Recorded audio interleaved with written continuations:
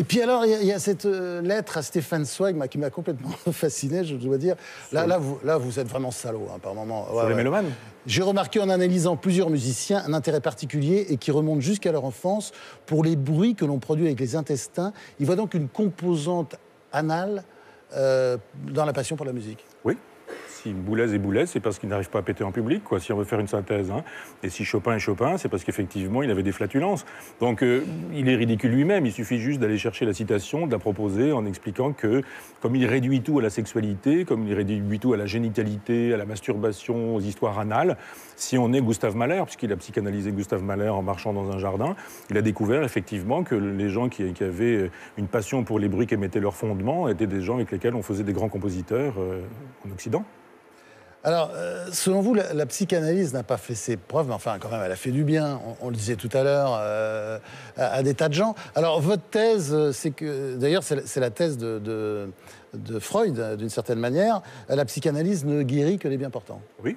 Ah, parce que c'est vrai qu'il a dit dans un texte que il ne pouvait pas s'occuper des gens très malades, des psychopathes. Ouais. Il explique qu'il ne peut pas guérir, quoi. Les pauvres non plus, parce qu'ils n'ont pas d'argent. Et il finit par dire que, in fine, hein, quand il est au bout du compte et que, de son existence et qu'il écrit un petit texte qui s'appelle l'analyse avec fin, l'analyse sans fin, il dit bon, on n'en finit jamais avec une revendication pulsionnelle. C'est-à-dire, en gros, avec votre névrose, il faudra vivre avec tout le temps, quoi. Simplement, il sait qu'il va bientôt mourir, mais il a passé sa vie à dire qu'on réglait les problèmes. Ouais. Il réglait surtout ses problèmes à lui, puisque vous parlez notamment de son histoire avec le père, quoi, le meurtre du père, l'envie de meurtre du père. Absolument. Ça, c'est la grande obsession de Freud, c'est-à-dire le complexe d'Édipe qui a fait notre quotidien. On a l'impression que c'est une vérité universelle. Oui, mais vous charriez quand même par moment, parce que quand même l'interprétation des rêves et le complexe d'Oedipe, enfin, les deux grandes idées de Freud, c'est pas du pipeau, non? Bah, écoutez, l'origine, elle est très simple. C'est une lettre à Fliss où il dit « Mais quand j'étais petit garçon, j'ai fait un trajet en train avec ma mère de Leipzig à Vienne. » Et il dit « Je n'ai pas pu ne pas l'avoir nue. » Je n'ai pas pu ne pas l'avoir nue. Sous-entendu, puisqu'on a voyagé ensemble... À quoi il ajoute, il ajoute « Et j'ai donc désiré sexuellement ma mère. » Et il conclut que c'est le cas de tout le monde. Alors on dit, mais mon garçon, tu prends tes désirs pour la réalité. C'est pas parce que tu as le désir de coucher avec ta mère que tous les petits garçons ont le désir de coucher avec leur mère. C'est pas parce que tu as le désir de tuer ton propre père que tous les petits garçons ont le désir de tuer leur propre mère. Mais cette idée qui consiste à dire, j'ai une intuition, ça devient une idée, cette idée, je l'universalise et ça marche pour tout le monde, c'est ce qui fait la méthode de Freud. Donc c'est pas une méthode de scientifique, ça c'est sûr. Vous allez d'ailleurs jusqu'à dire que la thérapie n'a qu'un effet... placebo, c'est un peu exagéré quand même, non? Bah, c'est 30%, c'est déjà beaucoup. Je pense que si 30% des gens qui s'allongent sur un divan étaient guéris, ce serait déjà pas mal.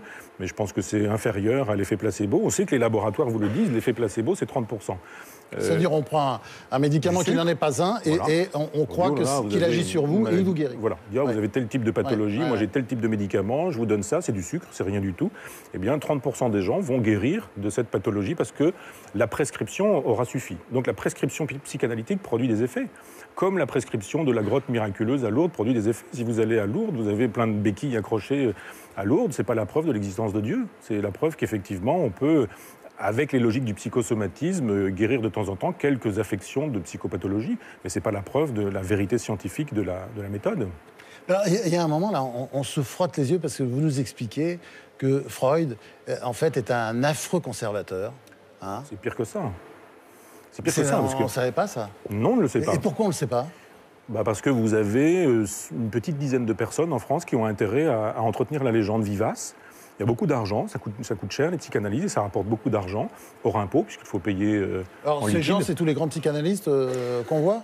Écoutez, moi j'ai fait des conversions en euros d'aujourd'hui, à 450 € la séance de Freud, une séance tous les jours, pas les week-ends, mais pas les vacances, et il nous dit pendant 4 ou 5 ans, et ça peut durer une dizaine ou une quinzaine d'années. Donc à l'évidence, il aime beaucoup l'argent, et puis on dit que c'est un juif libéral, plutôt de gauche. Ah, alors là-dessus, il y a un truc incroyable, vous citez une dédicace qu'il a faite, d'un de ses livres, à Benito Mussolini, donc oui, le fasciste italien, et il dit « À Benito Mussolini, avec le salut respectueux, salut donc, d'un vieil homme qui reconnaît en la personne de dirigeant un héros de la culture. » Signé Sigmund Freud. Oui. Ouais. Alors aujourd'hui, on nous dit, enfin les défenseurs de Freud disent « Ah, c'est de l'humour, c'est de l'ironie. » D'ailleurs, il envoie une dédicace sur un livre qui est « Pourquoi la guerre ?», qui est un livre pacifiste. C'est pas vrai. Ouais, mais en quoi ça réduit la psychanalyse à néant, tout ça? Parce que on peut considérer que ce sont des petites erreurs. Sauf qu'il y a 600 pages. Là, on est obligé de prélever des choses, mais il y a des erreurs, il y a des affabulations partout. Non, mais sur le plan politique, je parle. Parce que, bon, il est mussolinien, il n'est quand même pas hitlérien. Il travaille avec l'Institut Göring jusqu'à la fin. C'est pas terrible. Donc on nous dit, autodafé, on brûle les livres de Freud. Mais on a brûlé les livres de Freud parce qu'il était juif, pas parce qu'il était psychanalyste.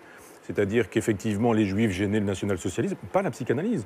Le neveu du maréchal, Göring, crée un institut qu'on appelle l'Institut Göring, et Freud travaille avec l'Institut Göring pour que la psychanalyse puisse continuer à exister sous le régime national-socialiste. Alors, vous lui trouvez rien de bien à ce Freud?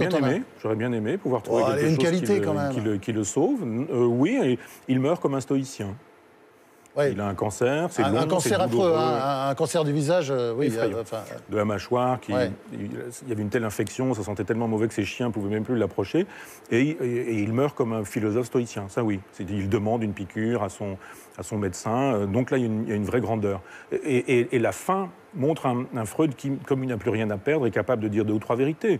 Et il dit à la fin que la psychanalyse ne guérit pas, que le but, c'est pas de guérir, c'est pas de soigner non plus, c'est de constituer une science et une discipline, qu'il faut apprendre à vivre avec sa maladie. Et on a un vrai Freud, mais bon...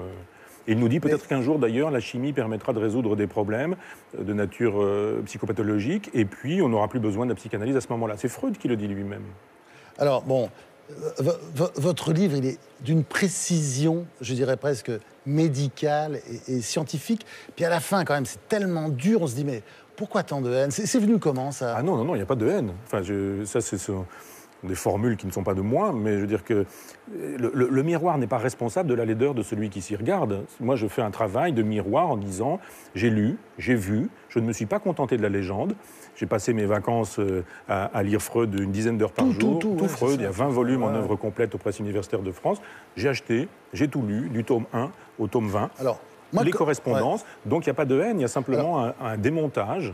Alors moi qui ai lu et relu ce livre avec passion, qui je le répète d'ailleurs se lit très très bien, presque comme un roman, il faut bien reconnaître à l'arrivée, vous lui reconnaissez quand même quelque chose. C'est-à-dire, il a fait, vous ne l'avez pas dit, mais il a fait entrer quand même la sexualité. Hein. Oui. Elle était absente de la philosophie. Absolument. L'Église l'avait évincée. C'est quand même un acquis, ça, de Freud. Oui, d'un seul coup, un philosophe, parce que pour moi, c'est un philosophe. Je dis, la psychanalyse n'est pas une philosophe qui n'aimait pas les philosophes. Qui n'aimait pas les philosophes, mais il y en a beaucoup. Ouais. Quand on lit c'est proprement philosopher que se moquer de la philosophie, enfin Pascal, Montaigne disant je ne suis pas un philosophe, les attaques de Nietzsche, etc., ou de Schopenhauer, il y a plein de gens qui, philosophes, n'aiment pas la philosophie et les philosophes, mais le sont tout de même. C'est le cas de Freud. Et il nous propose une théorie, une espèce de psychologie littéraire. En ce sens, c'est très intéressant, mais il ne faut pas croire que c'est universel, il ne faut pas croire que ça soigne, que ça guérit, que ça peut résoudre les problèmes des gens. Donc effectivement, au bout du compte, je dis, prenez-le pour ce qu'il est, un philosophe daté. Ouais. Et en plus, il y a un côté religieux, là. Quand vous expliquez son succès, vous dites qu'il est un peu comme Saint Paul, quoi. Il a compris la nécessité d'une organisation militaire, oui. Et de sa religion, il a fait c'était une secte, en fait, qui a réussi, quoi. Absolument. Hein? Et par exemple, Ernest Jones, qui est son premier biographe, écrit sa vie presque sur le mode christique. Une espèce de naissance miraculeuse, une espèce de génie précoce, la chasteté, le rapport au ciel des idées qui est direct, une espèce de mort christique également dans la souffrance. Donc il y a une espèce de canevas christique. Et puis ensuite, il y a une organisation, les congrès, les amis, l'orthodoxie, l'hétérodoxie, les conciles, quoi, comme à l'église, où on dit « toi tu es mon fils, toi je te renie, tu n'es plus mon fils ». Et on fabrique une religion. Et on va voir des gens, on s'appuie sur des individus, on crée des revues, des maisons d'édition, on excommunie, on désigne en disant toi tu es vraiment infidèle, je te désigne comme tel, je te donne une bague avec une intaille, avec une pierre de l'Antiquité, en disant, enfin un petit comité secret, etc. Et il y a volontairement, chez Freud, le désir d'organiser sa discipline comme une espèce de religion universelle, et ça a d'une certaine manière marché.